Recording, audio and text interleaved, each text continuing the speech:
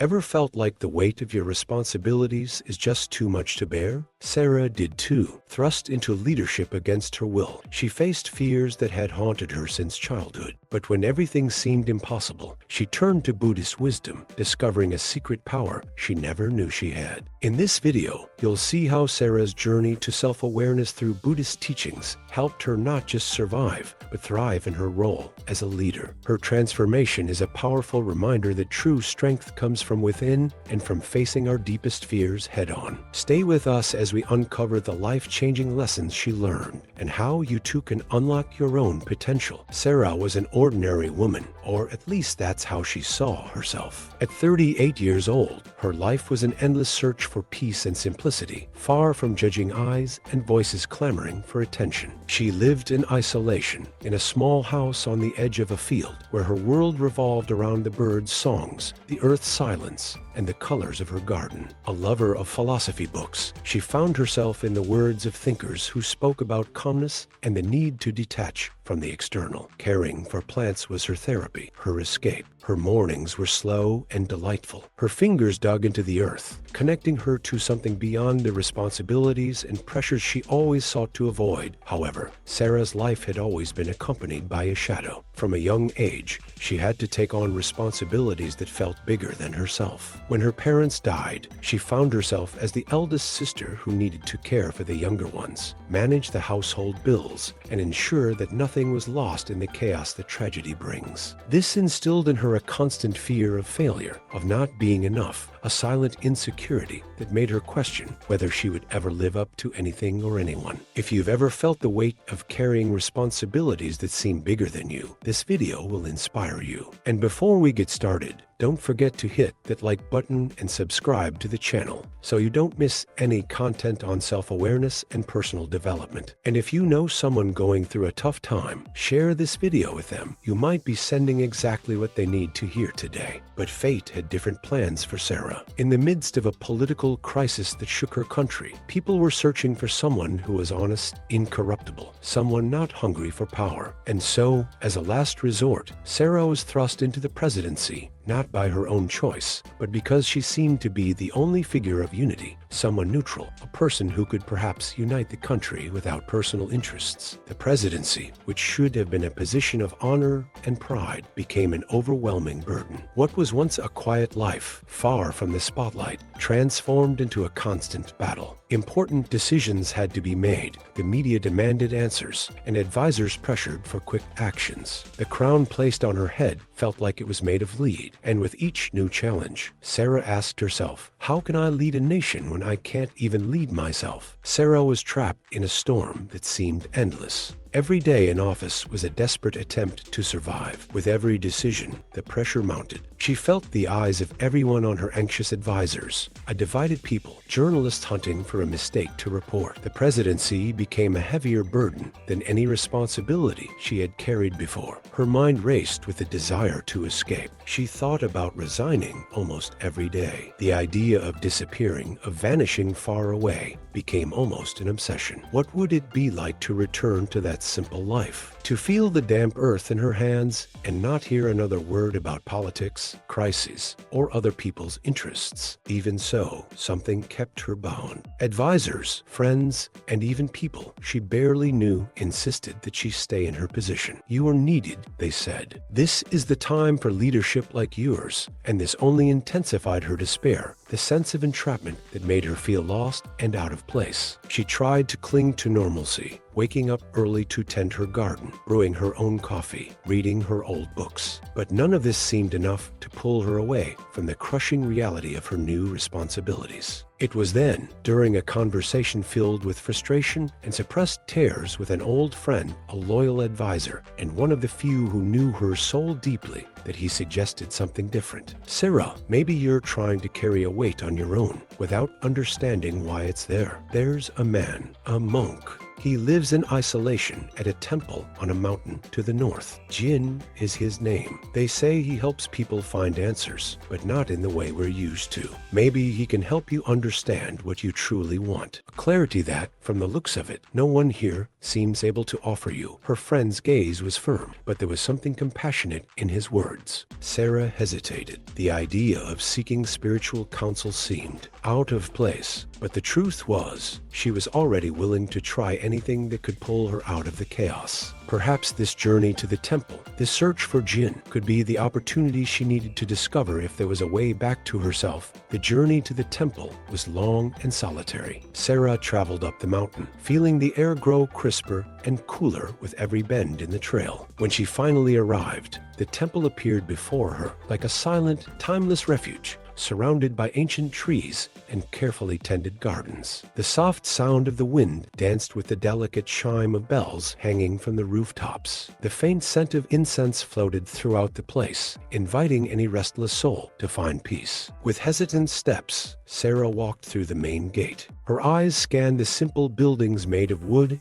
and stone, and the perfectly manicured garden that seemed to flow naturally, effortlessly. That's when she saw Jin. He was sitting in a stone courtyard, quietly watching a small pond where fish swam slowly. He was not what Sarah had expected. There was nothing mysterious or imposing about him. He was an older man with a calm presence and a gaze that seemed to see beyond the surface without lifting his eyes. Jin greeted her with a gentle smile. "Welcome," he said, as if he already knew who she was and why she was there. "The wind brings me people who seek answers, or perhaps those who wish to forget the questions." Sarah, unsure of what to say, simply sat beside him, feeling exposed and uncomfortable in the serene presence of this stranger. Jin remained silent for a long moment, as though waiting for her to speak first. When she finally did, her voice was shaky. I don't know why I'm here. I just know I don't want this. All this power, this responsibility. I'm not the right person to carry this." Jin looked at her, his eyes as deep as calm waters. "You know, Sarah, sometimes the right person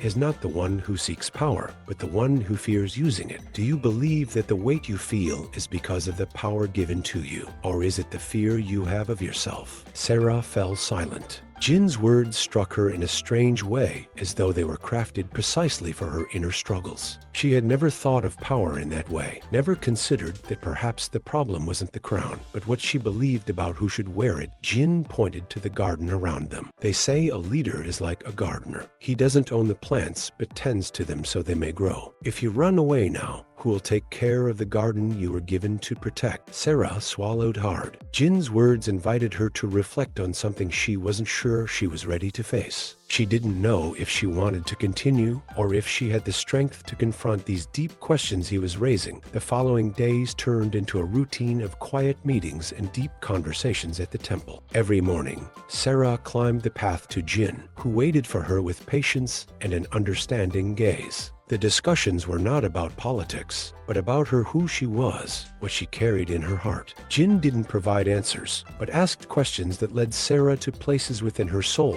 she had kept closed off for years. "You say you want a simple life," Jin said one day as they watched the water trickle over the garden stones. "But what is simplicity to you? Is it the absence of responsibilities, or is it knowing how to find peace even when everything is in chaos?" Sarah sighed. "I just wanted to be like the plants in my garden, to grow without thinking so much, without having to decide everything. But for as long as I can remember, I've always had to be the strong one, the responsible one. And now, with this power, the expectations seem even greater. And I just want to disappear." Jin nodded with a serene smile. "Maybe strength isn't about avoiding responsibilities, but accepting them as part of who you are. And maybe this simplicity you're seeking is exactly what the world needs right now. You fear the crown, but the crown is only a tool. Who you are while wearing it, that's what truly matters." Those words echoed in Sarah's mind as she returned home each night.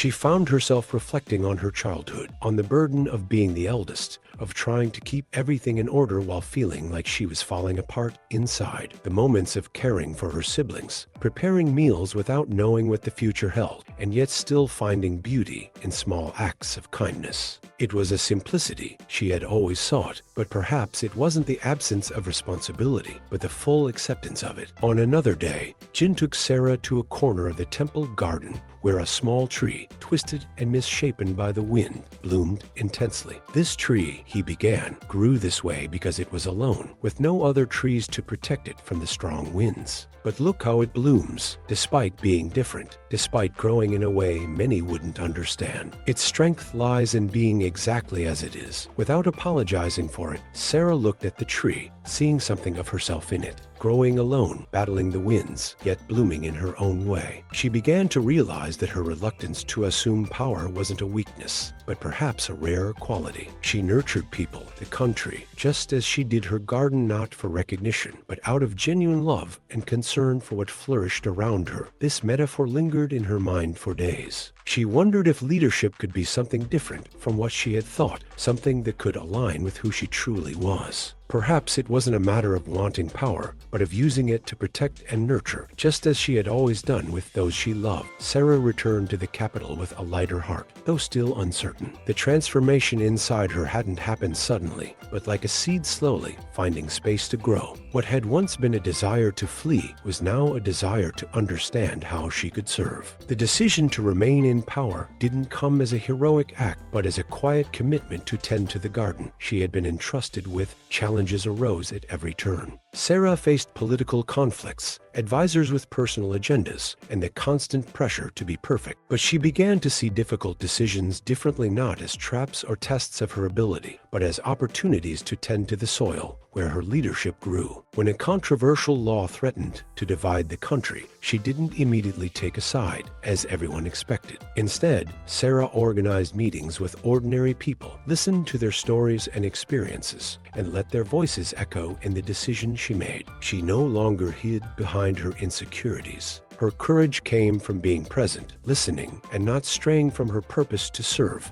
There were moments of doubt, moments when the urge to disappear returned. One night, after a long day of meetings and speeches, Sarah found an old journal where she had recorded her thoughts before entering politics. The words on the paper, written with the innocence of someone who still dreamed of a simple life, made her smile. She realized that, despite everything, she was still the same person who loved simplicity, who longed for a life in harmony. But now she understood that harmony didn't come from the absence of conflict, but from how one navigated through it. When a political scandal threatened to shake the public's confidence in her government, Sarah made an unexpected decision. At a press conference, she set aside prepared speeches and political advice. Standing before the people, she spoke from the heart. If keeping this power means betraying who I am, then I would rather have no power at all. I am here to serve, not to hide behind titles and empty promises. Her words resonated deeply. No longer was there a mere political leader standing before them, but a real woman, vulnerable, who wore her crown with integrity. People began to trust Sarah, not because she had all the answers, but because she was transparent about her doubts,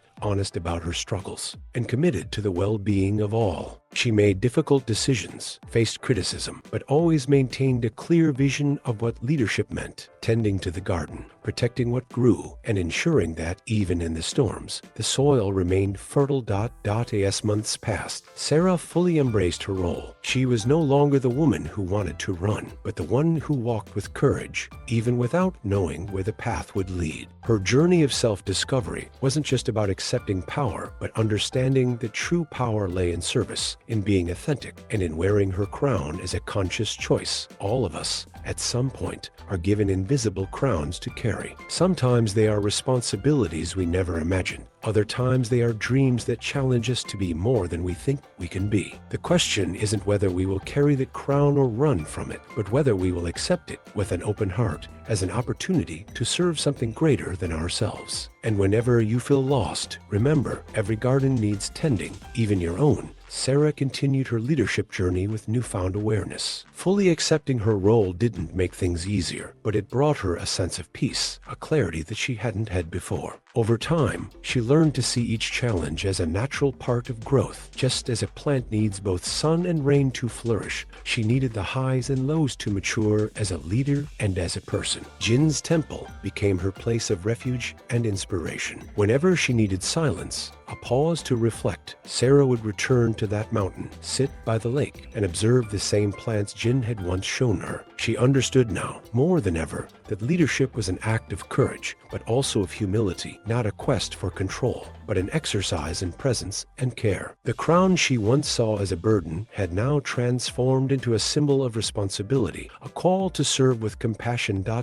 In their last meeting, Sarah spoke to Jin with deep gratitude. Thank you for showing me that leading is about much more than having answers. It's about knowing how to listen, care, and embrace the journey, even without knowing where it will take us. Jin smiled, looking at the small, twisted tree he had shown her months before. Sarah, you've found yourself. And now that you have, you'll be able to serve in a way that few leaders do with heart. Always remember, the crown doesn't define you, but what you do while wearing it does. Keep tending your garden, and it will flourish even on the hardest days. Sarah left the temple feeling that, though she still had a long road ahead, she was exactly where she needed to be. She had found a balance between who she was and what the world needed her to be. Every decision she made was now a conscious choice to wear her crown with dignity, not for power, but out of love for her people, her land, and the garden she now understood was her mission to tend. Sarah's story reminds us that we all have our own invisible crowns to carry. It could be the role of caring for a family, leading a project, or simply finding balance between who we are and who we want to become. The weight may seem overwhelming at times, but it is through that pressure that we discover our strength, our ability to bloom even when circumstances are challenging. Wearing a crown doesn't mean having all the answers or being infallible. It means accepting the journey with courage, serving with integrity, and letting our actions be guided by what is true for us. Like Sarah, we can all learn to tend to the garden of our own lives, facing the storms and welcoming the moments of light. And above all, remember that leadership is a choice to serve, to love, and to walk with the invisible crown we've been given, with the certainty that, even on our darkest days, we are on the right path to do something greater than ourselves. If Sarah's journey has touched you in some way, leave a like and subscribe to the channel to follow more inspiring stories like this one. And remember, there is always someone who needs a word of strength and inspiration. Share this video with that special person. Together, let's spread messages that can make a difference.